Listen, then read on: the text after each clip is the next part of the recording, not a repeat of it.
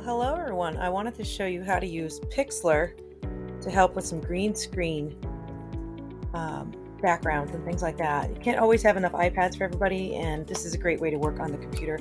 Now, it does take some practice and some skills because this is a toned down version of Photoshop. But anyway, I shared a lesson with you already from another teacher on how to do this, but I'm going to add a little bit to what she shared with you, a couple other tricks you might want to know. So when you go to PIXLR.com, no A, it's just PIXLR, you have to make sure you click on Editor. Now, some of you might have some Flash issues, so just follow the prompts to turn Flash on. From here, I'm going to open up the background of where I want the person to go. So in this case, we're going to go to Paris with Ellen DeGeneres. Now, whoops, there's my final product. Okay, so this is the final product of what we'll be making today. So let me find the original one before Julie went to Paris. Here it is. And we will start with that. Okay, so this is our end product. All right. Now, this picture is not very large right now, so I can do Control+++, make it larger for my green screening purposes. Okay, so now we're ready to bring in Ellen's friend Julie, who is one of my students, and she is on green. So one way to do this is to open it as a separate layer, and we can drag it in, or you could do Layer, Open Image as Layer, and let's find Julie. Here she is, and she shows up as a very giant layer. So that's because this picture is much better quality. So I'm actually going to just bring her in separately. File, Open Image, and that will happen to you sometimes depending on your background picture. And let's open up Julie as a separate layer. We'll bring her in later. Okay, there's Miss Julie on her green. Now, the tricky part is if you don't know how to use Photoshop and layers, this could be a little confusing, but sometimes the kids pick up on it pretty easily. So what you're going to do, just like in that lesson I shared with you, you're going to grab the magic wand and click on the green. Now, I play around with the tolerance number because this tolerance is basically telling you how many different greens it's looking for. So I'm going to Control Z that, and my tolerance, put it back to 20, where it normally is. It's normally a 20 or 21 when you start.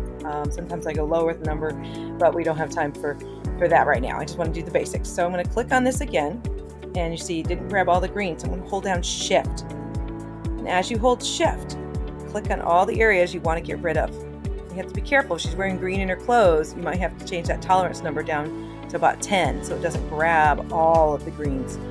But she's not, thank goodness. And then I'm going to keep clicking on, I have Shift held, keep clicking, but it's more about just getting around her head as close as you can without cutting any off body parts or anything like that. I don't have it zoomed in, but normally I would zoom it in just to do a better job. I'm trying to move quickly for you. So I'm trying to get as much of this green as I can without grabbing her leg. Okay, get as close as you can, and even down here, because I'm going to do a second trick that the other lesson did not show you. It's a little more Photoshop magic. Holding Shift. Hopefully you won't have to do this as many times as I am. Okay, so now in the other lesson, she told you just to click backspace, which you can, and there you go, the background is gone. The problem with this is to bring it into the picture with the background, it is not a transparent picture. And that's what's so great about Chroma Key and why I love the Dewey app and anything else that can do this with that technology, other green screen apps. But we're not at a loss, so don't worry.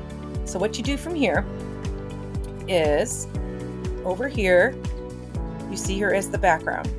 I'm going to do layer, or click on layer, new layer. And if you see over here in my layers, it gives you a checkered top layer, and that just means it's transparent. So it's great. So this bottom layer is locked. I'm going to double click it to unlock it. So there we are. We have the background almost gone. What you can do in Photoshop or in here is to select inverse. And here it's called Edit Invert Selection. In Photoshop, it's select inverse. So what that does is it flip-flops it, where it's not grabbing the white background anymore, it's grabbing Julie. I don't know if you could see that switch when I did that. Now, edit, copy. I'm gonna go to my new layer. Now that I've unlocked this one, get rid of that layer, or just hide it, we call it. With the blinking lights, I do Control D, as in deselect, and then edit, paste. Okay, there she is on a transparent background. Now the rest of the work here is with the eraser. And just like you're gonna feel like you're in the mask tool, like I told you many times, the mask tool is very similar to Photoshop. It's like Photoshop with your fingertips, it's wonderful. But here you can make your eraser bigger, get rid of all of the other stuff. Come down here and do the same. Control Z is your friend in case you make a mistake. Do it up to 20 times in here.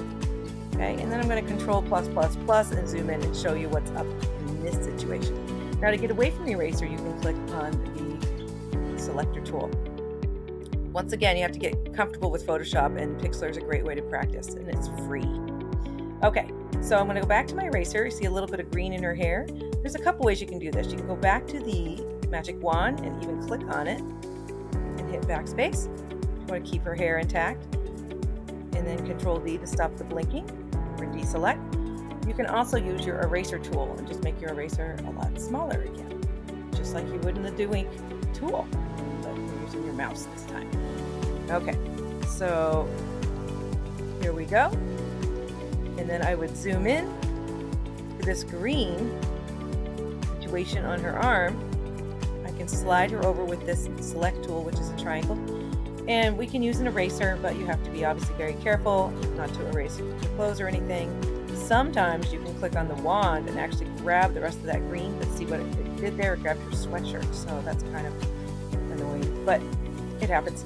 There we go. I grabbed some green there, grabbed some green there, and I would probably erase the rest of it if I had a little more time, but I want to move to the next part. So now, here we have Miss Julie. Grab my selector tool. And I think since you know the mask tool, this makes more sense to you than it does to most people just starting with Photoshop or PIXLR. So she looks pretty good. I'm impressed, actually.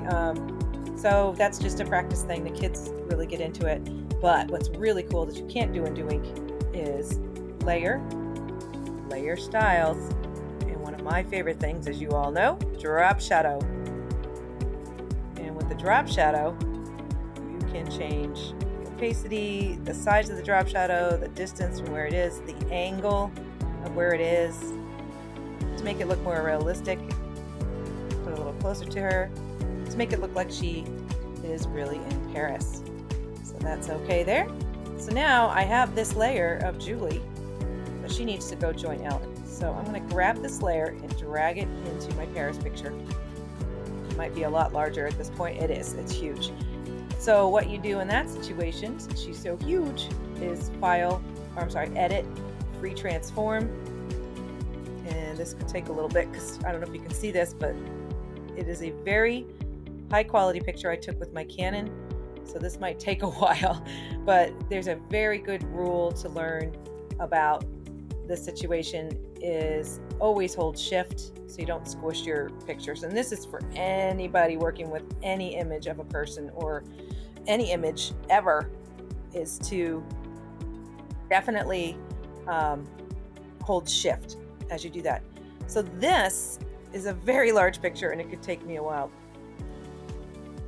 All right, hold shift. And I will pause the video to show you the end result so you don't have to watch paint dry.